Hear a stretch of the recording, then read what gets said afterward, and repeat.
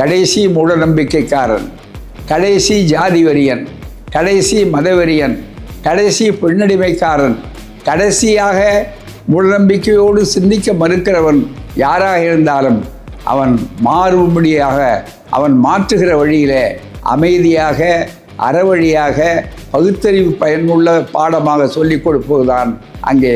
எனவே ஆக்ஸ்போர்டில் இதுவரை கல்வி கிடைத்தது, இப்போதுதான் சுய சிந்தனைக்கு வேகமாக தூண்டக்கூடிய ஒரு பேராசிரியர் இருக்கிறார்.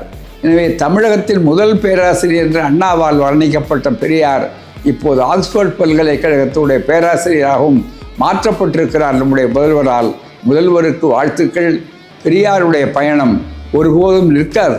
விஞ்ஞானத்தை எப்படி தவிர்க்க முடியாதோ அதுபோல் சமூக விஞ்ஞானமான தந்தை பெரியாரின் சுயமரியாதை தத்துவங்களையும் அவருடைய பயணங்களையும் யாராலும் தடுக்க முடியாது என்பதற்கு இது ஒரு நல்ல எடுத்துக்காட்டு. எனவே பெரியாருடைய சுயமரியாதை இயக்கத்தோடு